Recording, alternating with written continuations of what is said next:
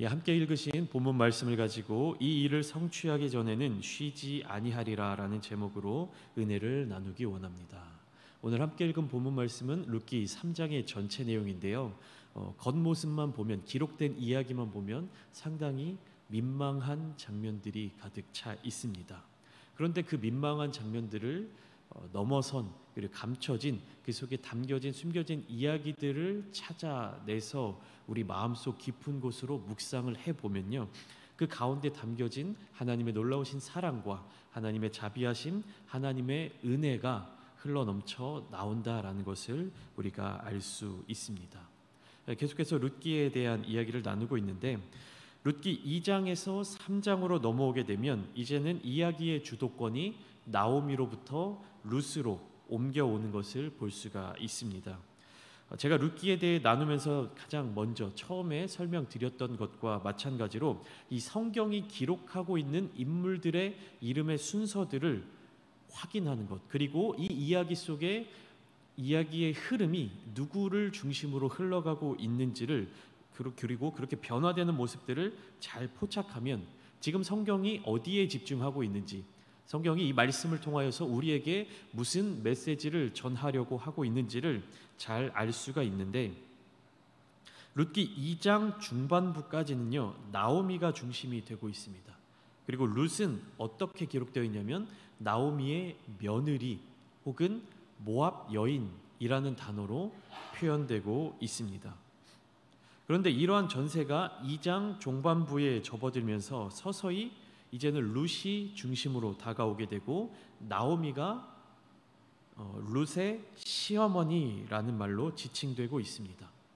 그러니까 2장 중반부까지는 나오미의 마음, 나오미의 상황, 나오미의 스토리를 중심으로 이야기가 전개됐다면, 이제 2장의 중반부부터는 이야기의 중심이 나오미로부터 룻으로 옮겨왔다라는 사실을 발견할 수 있습니다. 그래서 오늘 본문 1절을 보면 룻과 나오미의 대화를 이렇게 표현하고 있습니다.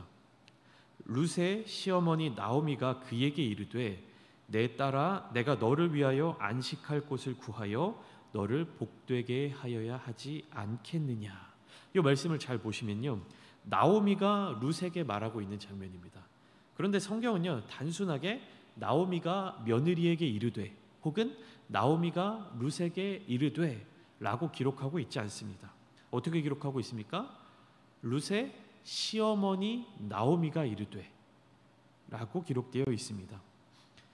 그러니까 주체를 바꾸어서 말하고 있는 거죠. 말하는 사람은 누굽니까? 나오미예요. 근데 그 나오미를 강조하지 않고 그 나오미를 어떻게 꾸며주고 있습니까? 룻의 시어머니. 그러니까 이야기의 중심이 어디로 넘어온 거죠? 룻에게로 넘어온 것입니다. 시어머니를 봉양하기 위하여서 밭에 나가 이삭을 줍는 등 주체적인 행동을 하고 그 자신의 결단을 가지고 움직이던 룻에게 드디어 성경이 집중하고 룻의 행동과 룻의 마음과 룻의 상황을 중심으로 이야기를 펼쳐 나가기 시작하는 것입니다. 이제는 3장에 이르러서는 룻이 가장 중요한 일을 행하고 있기 때문입니다. 그동안은 우리가 나오미의 신앙과 그리고 그 신앙에 따른 행동에 대해 집중했다면, 이제는 룻의 순종과 결단, 그리고 거리낌 없는 실천에 집중할 때가 되었다라는 것입니다. 성경이 그렇게 우리에게 힌트를 주고 있는 것이죠. 룻기 2장에서 보아스를 만나게 된 룻은요, 하나님의 백성들이 하나님의 날개 그늘 아래 보호를 받는 것처럼 보아스의 자비와 보호 아래에서 보리 추수와 밀 추수를 마치기까지 그 밭에서 수확하게 되었습니다. 이삭을 주면서 지냈습니다. 그렇게 지내던 어느 날 나오미가 갑자기 룻에게 이렇게 이야기를 합니다. 내 딸아, 내가 너를 위하여 안식할 곳을 구하여야 되지 않겠느냐? 너를 복되게 하여야 하지 않겠느냐? 나오미가 이렇게 이야기를 합니다. 그 전까지 나오미는 그의 두 이방인 며느리에게 뭐라고 대답했습니까? 모압 땅을 떠나 다시 유다 베들레헴 땅으로 돌아올 때, 너희가 너희 어머니의 집으로 돌아가라. 그리고 그곳에서 새로운 삶을 되찾아라. 정착해라. 나에게는 너희에게 새롭게 맞이해줄 남편을 만들어줄 능력이 없다라고 말하던 나오미가 이제는 3장에 들어서는 룻을 향하여 명확한 목적과 계획을 이야기하기 시작한 것입니다. 하나님의 인도하심과 섭리 가운데서 발견한 그 하나님이 주신 소망을 놓치지 않고 붙잡았던 것입니다. 나오미가 며느리에게 이야기하죠. 네가 그동안 함께 해온 보아스가 알고 보니 우리 가문에 가까운 친족이더라. 네가 남편을 여의고 홀로 되었지만 그 사람 보아스는 너를 아내로 맞아들여 가업을 이어갈 수 있는 그런 자격이 있는 사람이다. 그러니 네가 적극적으로 그 사람에게 다가가서 결혼을 하는 것이 어떻겠느냐. 그리고는 룻이 취해야 될 행동에 대해 구체적인 계획을 이야기해 줍니다. 이것은 마치 창세기에서 리브가가 그의 둘째 아들 야곱으로 하여금 형 에서의 장자권, 그 형 에서를 대신하여 장자의 축복을 받게끔 계획을 세우고 또 야곱은 그 어머니 리브가의 말을 따라서 신속하게 행동하는 모습을 떠올리게끔 만듭니다. 나오미가 룻에게 말한 이 계획의 실행 날짜는 언제였냐 하면 바로 그 말을 하는 오늘 밤이었습니다. 성경 속 하나님께서 주신 지혜, 하나님께서 주신 소망을 붙들고 나아갈 때는 이렇게 신속하게 응답하고 신속하게 대응하는 것이 너무나도 중요합니다. 촉박하게 느껴질 수도 있고 또 준비해야 될 그런 여유도 없었겠지만 성경 속 다른 인물들과 마찬가지로 룻은 시어머니의 말씀에 즉각적으로 반응하고 순종합니다. 확실한 목적을 가지고 그가 해야 할 일에 대해 과감하게 행동을 하고 있죠. 룻기 3장에 대해서는 그 내용 이야기들을 구체적으로 말씀해주고 있는데 간단하게만 설명을 드리면 먼저는 몸을 깨끗하게 하고 기름을 바르고 의복을 갈아입고 보아스의 타작마당으로 가서 보아스가 그 때가 이르기를 기다렸습니다. 그 때가 언제입니까? 보아스가 모든 일을 다 마치고 곡식 단 더미 끝에 누울 그때입니다. 쉼을 청할 그때입니다. 보아스가 곡식단 끝에 눕자 룻은 과감하게 그의 발치 이불을 들고 거기에 누웠습니다. 이것은 당시 여인의 몸으로 상당히 과감한, 대담한, 파격적인 행동이었습니다. 이것은요 단순히 그날 밤에 보아스에게 가서 청혼을 한다, 나란 사람이 있다, 이런 사람이 있다, 우리 결혼하지 않겠습니까? 요 정도 이야기를 건네는 그런 수준이 아니라 룻은요 그날 밤 그 순간에 보아스와 혼인 예식까지 치를 각오를 하고 움직인 것입니다. 그냥 당신이 우리의 기업 물을 자입니다. 결혼할 수 있는 어떤 상대입니다. 요 정도 의견을 전달하러 간 것이 아니라 그날 밤 그 자리에서 혼인 예식을 치를 각오를 하고 룻은 보아스의 타작마당으로 들어간 것입니다. 그리고 보아스가 인기척을 느끼고 깜짝 놀라 있을 때에 나에 대해서 기업 물을 자의 의무를 수행하라라고 요청을 합니다. 그러니까 나오미의 치밀한 계획 그리고 룻의 신속하고 과감한 행동으로 나타난 어떤 결과입니다. 그리고 이러한 룻의 과감한 행동에 대해 보아스는 굉장히 사려 깊은 반응을 합니다. 우리 함께 오늘 본문 10절과 11절 말씀을 보시겠습니다. 10절과 11절 말씀을 함께 읽겠습니다. 시작. 그가 이르되 내 딸아 여호와께서 내게 복 주시기를 원하노라. 내가 가난하건 부하건 젊은 자를 따르지 아니하였으니 내가 베푼 인애가 처음보다 나중이 더하도다. 그리고 이제 내 딸아 두려워하지 말라. 내가 내 말대로 내게 다 행하리라. 내가 현숙한 여자인 줄을 나의 성읍 백성이 다 아느니라. 10절 말씀을 보시면 보아스는 먼저 룻의 성실한 태도를 인정하고 칭찬합니다. 그리고 10절 마지막에 나타난 인애라는 말의 히브리어 원어를 찾아보면 헤세드라고 하는 단어입니다. 많이들 들어보셔서 익숙한 단어이시리라 생각이 되는데 이는 하나님이 베풀어 주시는 은혜, 자비, 그리고 조건 없는 호의, 긍휼함 등의 의미로 자주 사용되는 단어입니다. 그러니까 보아스는 2장에서 나타난 룻의 모습을 보고 룻이 아무런 조건 없이 그의 시어머니 나오미를 봉양하고 있는 그 모습을 보고 먼저 칭찬을 했었습니다. 그런데 오늘 거기에 더 나아가 엘리멜렉의 가문의 기업 물을 자를 찾았을 때 그 대상자인 보아스 그 자신이 나이가 많고 늙은 사람일지라도 그와 혼인하려 하는 이 모습을 보면서 내가 베푼 헤세드가 처음보다 나중 지금이 더 깊다라고 이야기를 하고 있는 것입니다. 기업 물을 자란 무엇이냐 하면 간단하게 설명드리면 지금 어떤 상황입니까? 나오미가 남편 엘리멜렉의 죽음을 경험하고 그리고 두 아들 기련과 말론의 죽음도 경험을 했습니다. 그러면 엘리멜렉의 가문 나오미의 가족 중에 남자가 한 명도 남아있지 않는 것입니다.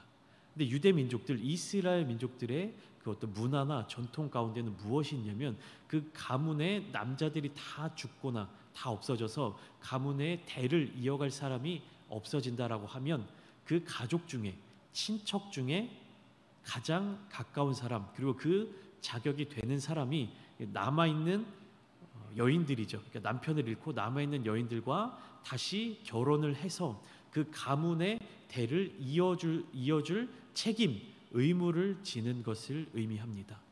그러니까 지금 이 자리에서 룻이 보아스에게 당신은 나의 기업 물을 자입니다라고 하는 이야기는 뭡니까? 일단 첫 번째로는 당신이 나와 결혼할 수 있는 사람입니다라는 이야기를 전한 것이고 더 나아가서는 엘리멜렉 가문 이미 대가 다 끊어져 버린 엘리멜렉 가문에 대해서 당신이 이 대를 이어갈 책임을 질 사람입니다라고 하는 것을 이야기하는 것입니다. 그런데 성경을 쭉 읽어보고 룻기 이제 4장까지 넘어가 보면 보아스는 이 순간 룻을 위로합니다. 두려워하지 말라 내가 내 말대로 다 행하리라 이렇게 먼저 대답을 해줍니다. 왜냐하면 제가 좀 전에 의무, 책임이라고 이야기를 했지만 보아스는 룻의 그 요청을 거절할 수도 있는 상황이었습니다. 왜냐하면 보아스보다 더 먼저 그 의무를 져야 될 사람도 있었기 때문입니다. 그래서 이 사실을 알고 있었던 보아스는 먼저 두려워하지 말라라는 말로 룻을 안심시켜 줍니다. 그렇게 안심시켜주고 난 뒤에 이제는 기업 물을 일을 절차대로 그리고 질서 있게 이루어 나가고자 하였습니다. 그날 밤 깊은 밤에 남녀가 단둘이 외진 곳에 있었을 때 일어날 어떠한 일들을 시행하지 않고 새벽까지 룻을 보호하고 절차대로 질서 있게 행하려고 하였습니다. 그리고 시어머니에게 돌아가는 룻이 빈손으로 가지 않도록 그의 겉옷에 보리를 6번 되어서 지워준 보아스는요 이제 날이 밝은 후에 그가 해야 할 일을 성취하러 성읍으로 들어가게 됩니다. 그 일이 어떻게 성취되는지가 바로 룻기 4장의 이야기 결론부에 드러나고 있는 것이죠. 나오미와 룻 그리고 보아스의 모습을 보면서 우리는 오늘날 룻기를 통해서 오늘날 헤세드의 삶을 산다는 것이 과연 무엇인지를 알게 되며 그리고 자기 자신을 넘어서서 다른 사람들을 위해 헌신하고 희생하는 것 그러한 삶에 대한 도전을 마주하게 됩니다. 나오미가 자신의 문제에 부딪혀 해결할 수 없을 때에는 사방이 막혀 있는 것만 같았습니다. 그 자신의 문제조차도 스스로 해결할 수 없었기 때문에 그를 따라 나선 두 이방인 며느리들을 고향 땅으로 돌려보내려고 했던 것이죠. 그런데 그런 나오미가 자신의 문제에 집중하는 것이 아니라 자신을 따라온 이방인 며느리 룻을 바라보고 이 룻의 미래에 대해서 생각하고 이 룻의 미래를 위하여 무엇인가를 해야 되겠다라고 마음을 먹었을 때 그 해결점이 나타나게 되었습니다. 그 방법이 계획이 되어서 구체적으로 나타나게 된 것이죠. 나오미가 룻의 축복의 통로가 된 것입니다. 마찬가지로 룻도 그 자신의 삶을 위하여 자신의 이익을 위하여 행동한 것이 아니라 누구를 위하여? 나오미를 위하여 행동하고 그의 삶을 결단했을 때 나오미에 대한 헤세드로 움직이기 시작했을 때 그녀에게 축복의 통로가 될 수 있었습니다. 대가 끊어진 것 같고 가문이 다 무너진 것 같았던 그 엘리멜렉 가문 나오미에게 룻이 축복의 통로, 소망이 될 수 있었던 것입니다. 그리고 보아스라고 하는 이 사람 역시 그의 자비 헤세드로 인하여 나오미와 룻 이 두 사람을 구원하게 되었습니다. 그리고 이 구원의 역사가 곧 다윗 왕의 계보, 더 나아가서는 그리스도의 계보로 이어져 온 이스라엘의 구원과 온 인류의 구원으로까지 이어지게 되었습니다. 오늘 본문 마지막 부분을 보면 룻이 보아스와 있었던 일을 그의 시어머니에게 이야기하자 시어머니가 룻에게 이렇게 이야기합니다. 룻기 3장 18절 말씀을 우리 함께 읽겠습니다. 시작. 이에 시어머니가 이르되 내 딸아 이 사건이 어떻게 될지 알기까지 앉아 있으라. 그 사람이 오늘 이 일을 성취하기 전에는 쉬지 아니하리라 하니라. 자, 나오미가 볼 때 보아스는 자신이 해야 될 일을 성취하기 전까지는 쉬지 않을 사람이었습니다. 왜냐하면 헤세드의 삶을 사는 사람은 자신에게 주어진 일 혹은 다른 사람이 기대한 것 이상을 행하는 사람들이기 때문입니다. 하나님의 자비하심, 하나님의 은혜를 아는 사람은요, 자신의 삶을 살아갈 때, 자신이 행할 일들, 행동할 때에 그저 주어진 일 혹은 자신이 해야 될 일, 그 이상을 넘어서서 하나님이 성취하실 일을 행하기 때문입니다. 룻기 1장의 내용 중에 나오미가 두 며느리 오르바와 룻을 향하여 고향 땅으로 돌아가라 했을 때 한 며느리였던 오르바는 어떻게 합니까? 나오미의 그 말에 순종하여 돌아갑니다. 그러니까 오르바가 악한 사람이 아닙니다. 오르바가 나쁜 사람이 아닙니다. 그러니까 오르바가 나오미를 떠나는 것은 나쁜 의도를 가지고 떠난 것이 아닙니다. 오르바는 선한 사람이었습니다. 자신에게 주어졌던 의무를 다하고 시어머니에 대한 예의를 다 보여준 사람이었습니다. 오히려 오르바와 달리 나오미의 말에 순종하지 않았던, 그리고 끝까지 시어머니를 쫓아갔던 룻이 당연한 것 이상, 자기에게 주어진 책임 이상, 기본적으로 해야 될 것 이상을 한 사람입니다. 자신에게 주어진 책임을 다하고 그 너머에 보여지는 그 삶을 바라보고 그것을 성취하기 위하여서 도전했던 사람이었습니다.